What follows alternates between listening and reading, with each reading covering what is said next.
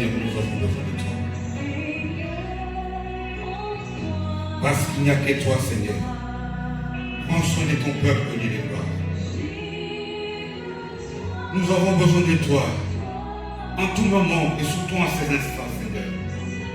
Seuls nous ne pouvons rien parce que toi, tu es au-delà de toutes choses. Un mot de ta part suffit, Seigneur. Seule la médecine ne peut rien. Seuls les hommes de science ne peuvent rien. Seuls les politiciens ne peuvent rien. Seigneur, nous avons besoin de toi. Nous ne pouvons pas vivre sans toi parce que la vie c'est toi. La vie est en toi. Nos vies sont cachées en toi, Seigneur. Nous ne pouvons pas vivre sans toi. Seigneur, tu le sais. Tu le sais que nous avons besoin de toi. Nous avons besoin de toi, Seigneur.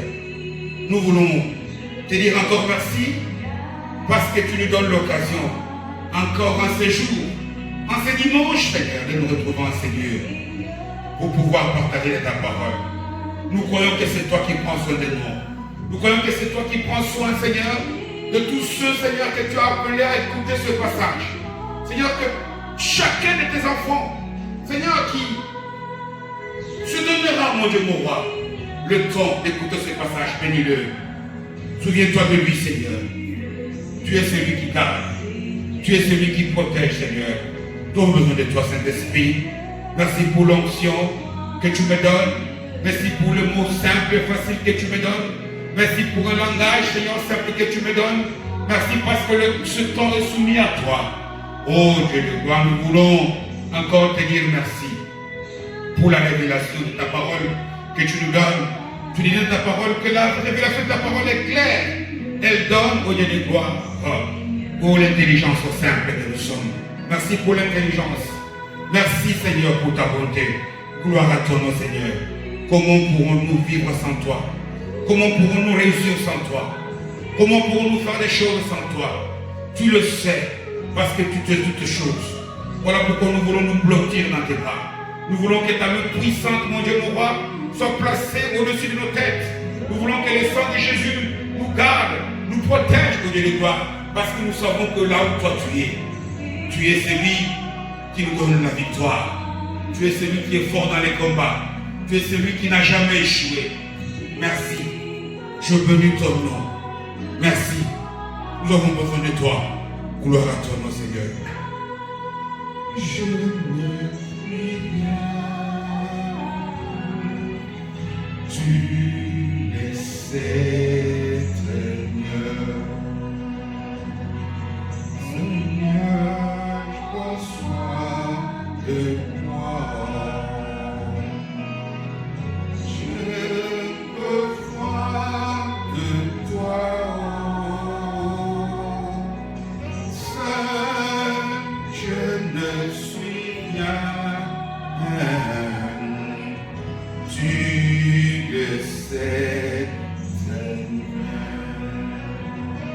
Bien-aimé de Dieu, Dieu nous dit à nous tous bonjour et je rends grâce à notre Dieu qui nous donne encore ce dimanche l'occasion de partager cette parole. Sa parole qui est tout pour nous, sa parole qui est puissante. Nous partageons la parole parce que c'est derrière la parole de Dieu que Dieu se trouve. Dieu est toujours derrière sa parole pour l'accomplir. Et même si nos assemblées sont fermées, mais l'Église n'est pas fermée. L'Église de Jésus, c'est nous, le corps de Christ. Et que Dieu vous bénisse de là où vous êtes. Aujourd'hui, ce dimanche, nous allons essayer encore, Dieu va nous faire grâce de nous parler de notre obstacle. Et notre obstacle qui nous empêche d'être là où Dieu veut que nous puissions être. Qui nous empêche de voir la main de Dieu agir. Parce que pour beaucoup à ce moment, nous avons l'impression, et je dis bien impression, que Dieu est silencieux. Pour beaucoup d'entre nous, nous avons cette fausse impression que Dieu est absent. Mais j'aimerais te dire que Dieu est là. Il est là en tout temps. Il est là partout. Mais Dieu n'agit pas partout. Là où il y a le péché, Dieu est là, mais il n'agit pas. Là où il n'y a pas sa parole, Dieu est là, mais il n'agit pas. Et nous voulons aujourd'hui voir un autre obstacle qui nous empêche de voir la main de Dieu, qui nous empêche d'être avec Dieu. David dit, je le répète, avec Dieu, nous allons faire des exploits. Quel est cet handicap invisible que nous devons essayer de mettre aux portes de lui pour que la main de Dieu qui agit, la main de Dieu qui nous amène la solution, puisse se manifester très vite. Nous allons aujourd'hui lire un passage dans l'évangile selon saint Matthieu au chapitre 11e. Matthieu chapitre 11. Et nous allons lire les 6 premiers versets de ce chapitre. Il est écrit ceci dans la parole de Dieu. Au verset 1. Lorsque Jésus eut achevé de donner des instructions à ses 12 disciples, il partit de là pour enseigner et prêcher dans les villes du pays. Verset 2. Jean, il est question ici de Jean le baptiseur, que nous appelons familièrement Jean-Baptiste. Ayant entendu parler dans sa prison des œuvres du Christ, lui fit dire par ses disciples, es-tu celui qui doit venir, ou devons-nous attendre un autre? Jésus leur répondit, allez rapporter à Jean ce que vous entendez et ce que vous voyez. Les aveugles voient, les boiteux marchent, les lépreux sont purifiés, les sourds entendent, les morts ressuscitent, et la bonne nouvelle est annoncée aux pauvres. Verset 6. Heureux celui pour qui je ne serai pas une occasion de chute. Parole du Seigneur. Bien-aimés, lorsque nous lisons ces passages que nous connaissons très bien, parfois nous avons froid aux yeux. Pourquoi je dis cela? Parce que ça n'est pas n'importe qui parle ici. Il s'agit bien entendu de Jean-Baptiste, Jean le baptiseur.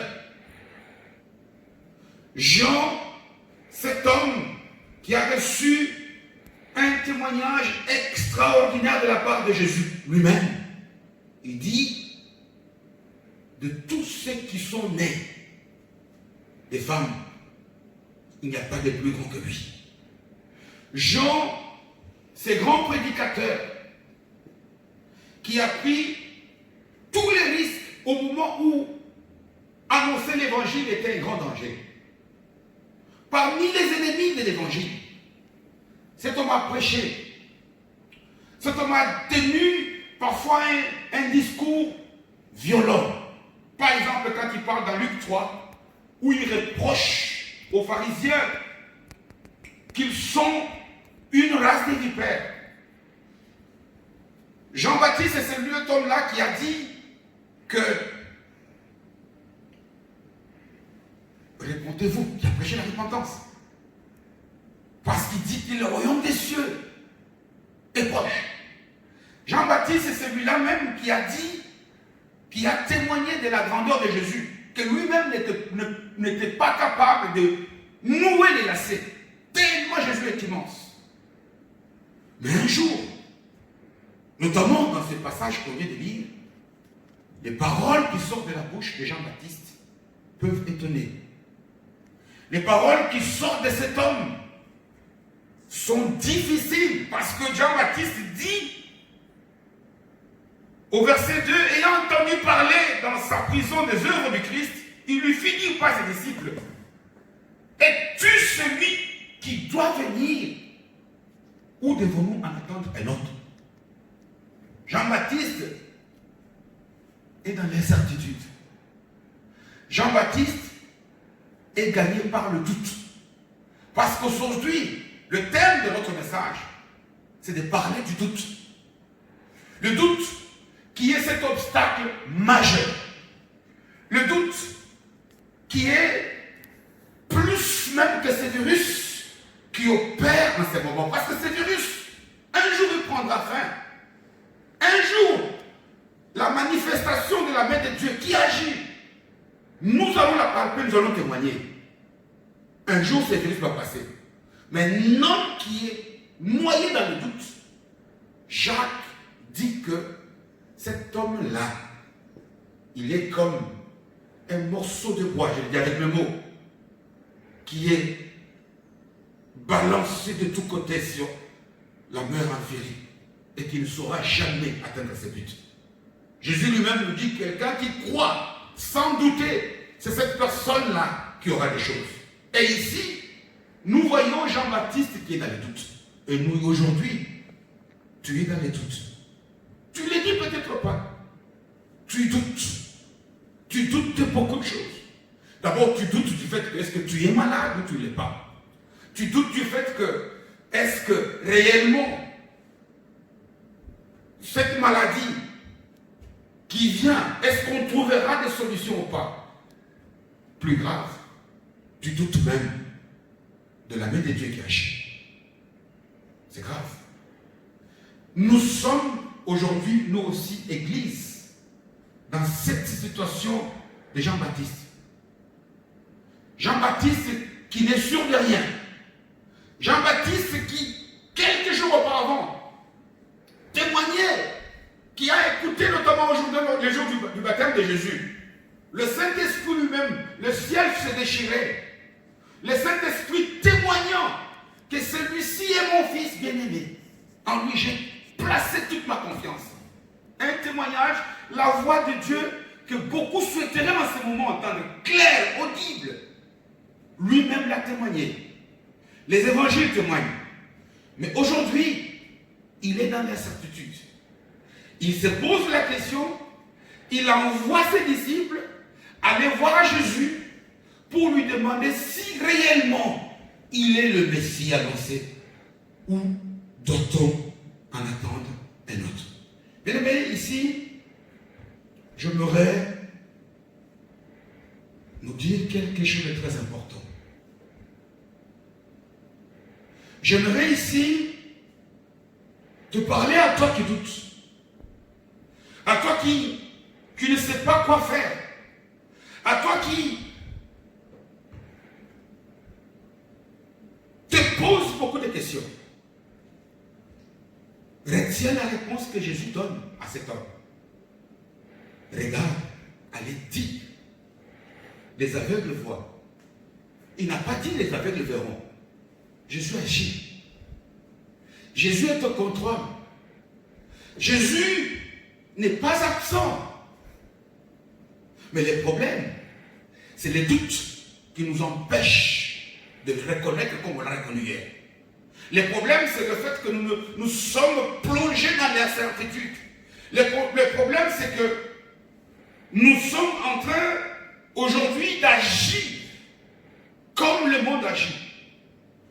Alors que, selon la parole, il doit y avoir une différence dans toutes les situations entre ceux qui servent Dieu et ceux qui ne les servent pas.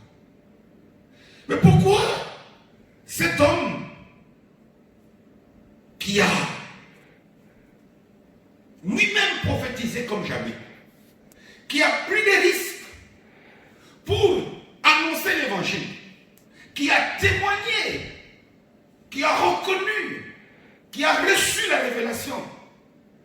de la mission messianique de Jésus. Qu'est-ce qui plonge cet homme dans ses doutes? Qu'est-ce qui fait que cet homme n'est sûr de rien? Comme moi et toi, nous sommes aujourd'hui plus sûrs de rien. C'est comme si on comptait sur le hasard. Non, non, non, non, non. Un chrétien ne compte pas sur le hasard. La vie chrétienne n'est pas comme jouer au loto. Espérer un jour, non. La vie chrétienne est une vie de certitude. Que mon Dieu est là. Que mon Dieu est au contrôle. Qu'avec lui, rien de mauvais ne peut m'arriver. Qu'avec lui, je n'échouerai pas. Je peux voir les tempêtes. Il dit, vous allez traverser les eaux. Mais les vagues ne vont pas vous submerger. Mais les vagues, les eaux, on va y aller.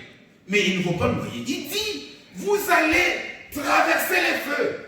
Mais le feu ne va pas vous consumer. Aujourd'hui, nous sommes dans une tempête. Mais nous devons être certains que Dieu est au contrôle. Ça, c'est la première question. Qu'est-ce qui nous met dans le doute? Qu'est-ce qui met ici Jean-Baptiste dans le doute?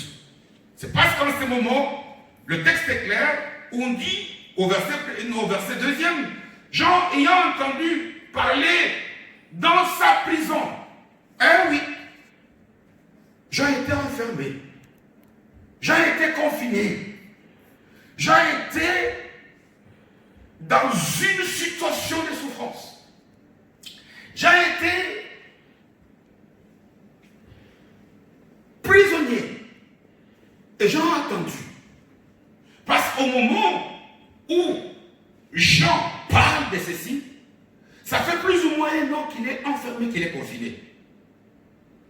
Ça fait plus ou moins aujourd'hui 3 semaines que nous sommes confinés. Un peu plus d'ailleurs. Je crois 3 semaines, je crois que c'est depuis 3 samedis. Et aujourd'hui dimanche, ça fait un peu plus de 3 semaines.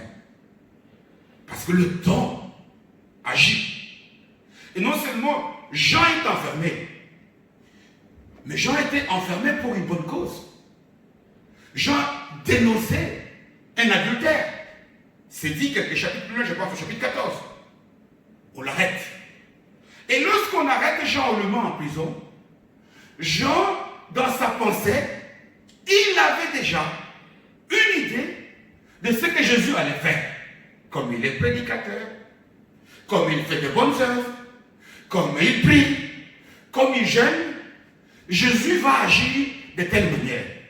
Et dans la manière où, selon lui, il n'a pas vu Jésus agir comme lui pensait le voir agir. Voilà pourquoi cet homme tombe dans l'incertitude. Voilà pourquoi, bien aimé, je te dis, quelque chose que l'Église, que tu es, que je suis, a tendance à oublier pour le moment. C'est notre relation avec notre Dieu. Notre relation avec Dieu n'est pas basée par rapport à ce que nous faisons. Dieu n'agit pas dans nos vies parce que nous avons prié. Non. Dieu n'agit pas dans nos vies parce que nous avons jeûné. Non. Parce que là, nous sommes, et c'est le constat qu'on peut faire auprès de beaucoup de chrétiens pour le moment, qui eux aussi se retrouvent dans cette situation de Jean-Baptiste. Oh, pourquoi Dieu a-t-il permis même qu'on ferme les assemblées? Pourquoi Dieu, alors que nous avons jeûné, ça fait 3 semaines? Non. Nos prières ne sont pas un marchandage. Nous ne sommes pas dans un marché. Et c'est une erreur de penser, bien aimé, que notre salut, que notre délivrance nous vient par rapport aux œuvres. C'est contraire à l'évangile. Dieu agit. La main de Dieu agit dans nos vies par grâce. Nous ne devons pas l'oublier. Il n'y a rien que moi et toi nous pouvons faire, nous pouvons payer comme prix qui puisse pousser Dieu à agir en notre faveur. Dieu agit. Notre relation entre nous et notre Père est une relation d'amour. Dieu est amour. Et d'ailleurs, la première fois quand il parle à Moïse, par exemple, dans Exode 34, je pense, le verset 6, à partir du verset 6 et 7, il étale ce qu'il est, son identité. Il dit qu'il est riche en bonté, il dit qu'il est compatissant, qu'il est miséricordieux, qu'il est amour. Comment est-ce que nous pouvons penser qu'un Père plein d'amour et de fidélité puisse attendre qu'on fasse quelque chose pour qu'il puisse agir dans notre faveur? Nous devons enlever cela de notre tête. Bien aimés, nous plongeons dans le doute. Le doute qui qui devient un handicap pour que nous puissions voir ce que Dieu nous a tendu. Parce que le doute est, comment dirais-je, combat la foi. Or, sans la foi, nous ne pouvons rien recevoir de la part de Dieu. Le doute, l'incertitude, on nous dit, notamment par Paul, Éphésiens 2:8, il dit que notre salut, c'est par grâce de Dieu, mais au moyen de la foi. La foi est le moyen que nous avons reçu en don de la part du Seigneur pour que nous puissions hériter de toutes les promesses qu'il a pour nous. Non. Tu as prié 1 semaine, 2 semaines, 3 semaines. Tu es toujours confiné comme Jean-Baptiste. Ne doute pas. Dieu agit. Ne doute pas. Dieu agit, Dieu est au contrôle. Le problème pour toi, ce n'est pas que tu le vois. Le problème, c'est que tu cherches de douter. La solution ne va se manifester que le jour. Pourquoi? Parce que je suis ici. Il a bien dit, il répond à Jean-Baptiste, il dit, regarde, les choses se font. C'est la situation dans laquelle Jean-Baptiste lui-même s'est placé. Dans cette prison où le doute l'a gagné, le doute retarde la manifestation de la gloire de Dieu dans nos vies. Bien aimé, j'insiste beaucoup parce que beaucoup maintenant ne savent plus sur quel pied danser. Beaucoup maintenant ont cessé de prier. Beaucoup maintenant, la confiance envers leur Dieu a atteint les niveaux les plus bas. Ils continuent toujours à faire des choses. Nous faisons toujours semblant de prier.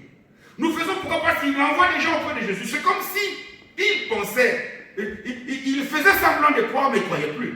Parce que quand on est dans l'incertitude, on n'est plus sûr de rien. À partir du moment où il est question de se poser la question de savoir si réellement c'est Jésus ou pas, bien aimé, nous sommes tombés plus bas. Mais d'où nous vient ce doute? D'où vient le doute qui fait que moi et toi aujourd'hui nous commençons à nous poser des questions? Ça fait 3 semaines.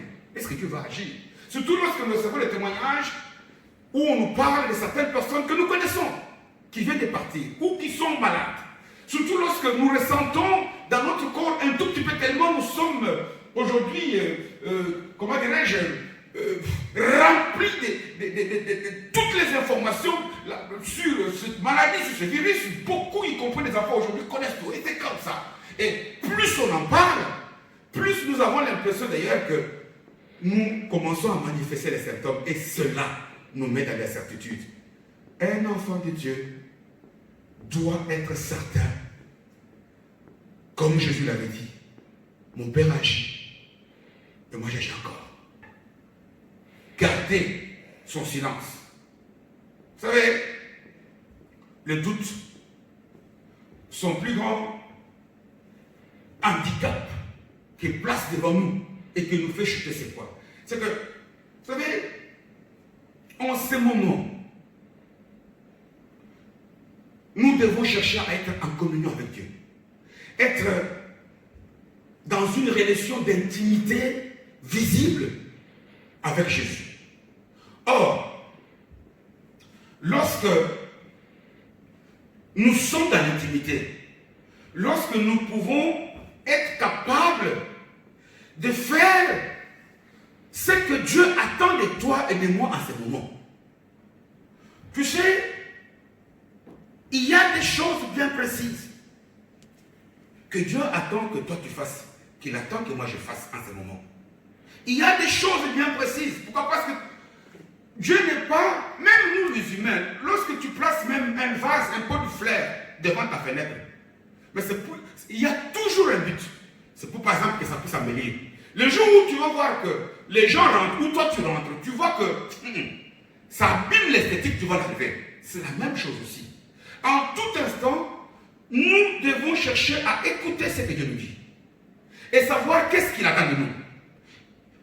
Lorsque nous sommes à l'écoute, lorsque nous sommes capables de recevoir des instructions qu'il nous donne pour savoir dans quelle direction nous devons marcher, où est-ce que nous devons aller, qu'est-ce que nous devons faire, qu'est-ce que nous ne devons pas faire, là nous sommes en intimité avec lui. Mais lorsque maintenant nous manquons de confiance, nous sommes dans l'incertitude, lorsque nous sommes dans les doutes, ça nous empêche d'écouter la voix de Dieu et de saisir le message qu'il a. toi qui es plongé dans les doutes, mon frère, ma soeur, ressaisis-toi. Souviens-toi de ce que Dieu avait dit à Josué. Il n'a pas dit à Josué, je te fortifie. Non. Il a dit, fortifie-toi, prends courage. C'est à toi de te lever. C'est à toi de sortir du doute. Dire non. 1000 peuvent être à ma gauche et 10 000 tomber à ma droite. Moi, je ne tomberai pas. Avec mon Dieu, j'avance. Je sais qu'il est au contrôle. Même si je n'ai pas encore vu, je verrai. L'essentiel pour moi, ce n'est pas de le voir maintenant. L'essentiel, c'est que je sois sûr qu'il est là.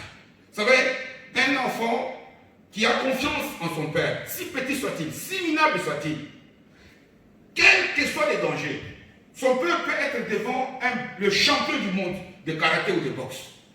Mais lorsque l'enfant se voit à côté de son père, si petit soit-il, l'enfant a toujours confiance. Pourquoi? Parce qu'il dit, mon père est là. Mon père est là.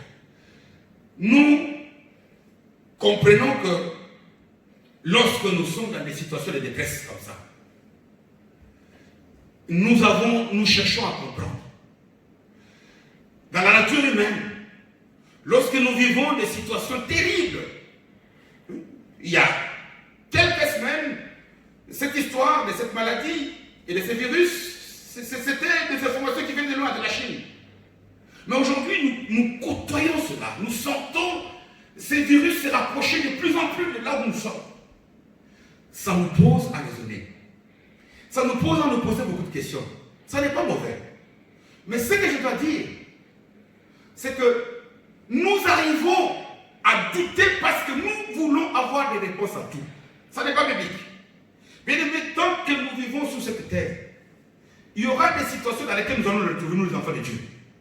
Et pour lesquelles nous n'aurons pas des réponses claires. Aujourd'hui, nous voyons beaucoup de gens qui se mettent à prophétiser. Aujourd'hui, c'est ça, Dieu a fait ces signes, ou bien le diable. Non. La parole de Dieu nous dit, par Paul notamment, dans Romains 13, et non, dans 1 Corinthiens chapitre 13, quand il définit l'amour, je pense à partir du verset 8e ou 9e, il dit, tant que nous vivrons sur cette terre, on ne saura pas tout. Il y a des situations que Dieu permet. Lui seul sait. Il y a des situations parfois que Dieu est en train de traverser. Dieu sait. Il dit à Pierre, lorsque ce dernier refuse qu'on lui lave les pieds, ce que j'ai fait maintenant, tu ne le comprends pas. Tu le comprendras plus tard. Bien aimé, pourquoi cette situation est arrivée? Pourquoi est-ce que cette situation perdure? La réponse exacte, personne n'est là. Dieu est là. Mais malgré que tu manques de réponses, ne continue pas à te poser des tas de questions. Parce que le fait d'écouter beaucoup, parfois des prédications contradictoires, parfois d'écouter des choses qui viennent, je ne sais pas moi, du diable, tu risques de te perdre. Tu risques de tomber dans le doute. Et le doute est un danger. Là où il y a le doute, Dieu n'agit pas. Là où il y a le doute, on ne voit pas la main de Dieu agir. Là où il y a le doute, il n'y a pas de foi. Et là où il n'y a pas de foi, il n'y a pas de Dieu. Où il n'y a pas d'action de Dieu. Ou de manifestation de l'action de Dieu. Bien aimés, n'oublions pas que Dieu est souverain. Un autre principe de Dieu que nous avons du mal à comprendre. La souveraineté absolue de Dieu sur la création. Dieu est souverain. C'est-à-dire que Dieu fait comme il veut, quand il veut et de la manière dont il veut. C'est lui qui détient les clés. C'est lui qui sait quand et comment. C'est lui qui sait le pourquoi réel de cette histoire que nous sommes en train de traverser. Mais toi, continue à lui faire confiance. Pourquoi? Parce que c'est un gars d'amour. Parce que la souveraineté que Dieu exerce sur nous ne veut pas dire que Dieu supporte l'arbitraire, que Dieu supporte l'injustice, que Dieu supporte le mal. Ça fait 3 semaines. Nous sommes dans l'incertitude. Nous nous posons des tas de questions. Que le Saint-Esprit, par ce message, te touche. Te dise, ne crois pas à ce que tes yeux voient. Ne crois pas à tous ces diseurs de bonne aventure, c'est-à-dire tous ces gens qui, ces prophètes de malheur, tous ceux qui se mettent à donner l'impression que eux, ils ont la révélation exacte de ce qui est en train de se passer. Non. Non. Il n'y a que Dieu qui sait le pourquoi le comment et les quand. Si tu seras sévère, tu verras la main de Dieu. Parce que le livre d'Hébreux nous dit, il n'y a que ceux qui avaient la foi et qui ont persévéré dans la foi, qui ont pu voir la main de Dieu agir. Dieu est au contrôle. N'aie pas peur. Je sais qu'il est tout à gagner, mais il est grand temps que tu puisses te mettre debout, toi qui as écouté ce message, pour dire non, je me lève parce que je sais que mon Dieu est avec moi. Que Dieu te bénisse de là où tu es. Je vais prier pour la parole. Seigneur Dieu de gloire et de grâce, le Dieu de Père, oui Seigneur, ton Père agit et toi tu agis. Tu viens de le témoigner ici, en disant que tu es celui qui donne encore la guérison aux lépreux. Tu es celui encore qui fait marcher le boiteux. Et tu es même celui qui ressuscite des morts. Seigneur, il y a des morts à ce moment. Seigneur, il y a des difficultés.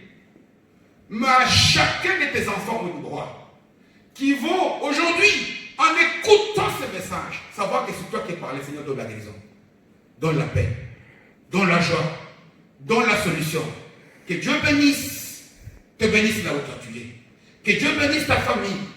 Que Dieu garde ta maison. Que ce dimanche qui précède le dimanche de Pâques, tu puisses sentir la différence. Qu'un miracle de Dieu tombe dans ta maison. Que tu puisses témoigner qu'avec Dieu, nous ferons des miracles. Gloire à ton nom, Seigneur Jésus. J'ai ainsi prié en ton nom. Et je te bénis.